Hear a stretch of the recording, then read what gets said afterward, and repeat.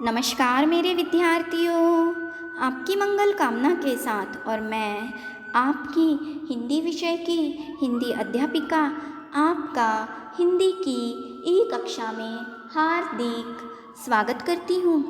विद्यार्थियों, आज हम कक्षा 6वीं में विषय हिंदी में पाठ्य पुस्तक ज्ञान सागर से पंच परमेश्वर का दूसरा भाग अध्ययन करने वाले हैं।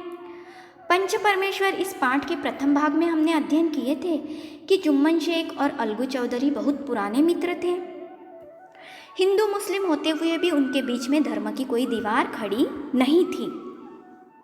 जुम्मन शेख की एक बूढ़ी मौसी थी और बूढ़ी मौसी के पास एक ज़मीन थी, खेत था। तो जब तक ज़मीन जुम्मन शेख के नाम नहीं हुई थी तब तक मौसी का खूब आदर सत्कार हुआ, लेकिन जैसे ही ज़मीन जुम्मन शेख के नाम हो गई, सारा आदर धरा का धरा रह गया। जुम्मन की पत्नी करीमन मौसी को रोटियों के साथ गालियाँ भी देती और जुम्मन कुछ भी न कहता। तब मौसी महीने में कुछ रुपए मांगती है कि अलग भोजन पका लिया करेगी। जुम्मन ने पैसा देने से साफ इनकार कर दिया। मौसी उसे पंचायत जाने की धमकी देती है। आइए अब हम आगे बढ़ते हैं। मौसी ने पंचायत के लिए लोगों को इकट्ठा किया। वह अलगू चौधरी के पास भी गई, जुम्मन शेख का मित्र बचपन का। मौसी कहती है, अलगू कल पंचायत में तुम्हें भी आना है, क्योंकि तुम भी तो सरपंच हो। मुझे क्यों घसीटती हो बीच में? तुम तो जानती हो ना मौसी, जुम्मन मेरा दोस्त है, मित्र है।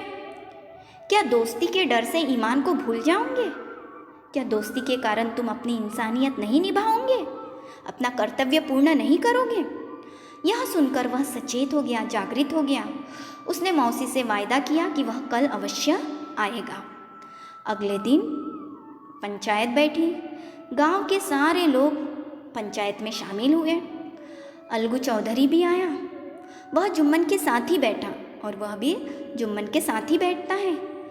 जुम्मन के चेहरे पे कुटिल मतलब कपटी छल वाली मुस्कुराहट थी। उसे पूरा विश्वास था कि फैसला उसी के पक्ष में होगा। क्यों विश्वास था उसे?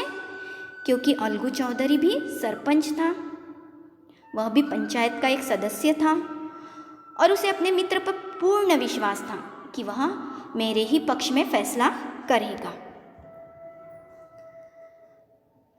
अब बूढ़ी मौसी ने हाथ जोड़कर पंचों के सामने सारी बात कह दी। पंच जुम्मन से कहते हैं, जुम्मन तुम किसे पंच मानते हो? अच्छा, जुम्मन से सारे पंच के सदस्य कहते हैं कि तुम किसे पंच मानते हो? यानी जो हम फैसला करेंगे वह अंतिम फैसला होगा, ठीक है? जुम्मन शेख भी जानता था कि मौसी अलगू चौधरी का ही नाम लेंगी, इसलिए बड़े सोच समझकर जुम्मन बोलता है, मौसी जिसे चाहे चुन सकती हैं। अब पंच में 4-5 व्यक्ति उपस्थित थे। जिसका चाहे उसका नाम ले सकती है मौसी, मुझे कोई ऐतराज़ नहीं है। मौसी ने अलगू चौधरी का नाम ले लिया। अलगू चौधरी अपना नाम सुनकर सकपकाया, लेकिन जुम्मन की खुशी का तो ठिकाना न रहा। अब तो उसे पूर्ण विश्वास हो गया कि फैसला जो है उसके ही पक्ष में होगा। अब उसे तनिक भी उस फैसले पर शक नहीं था।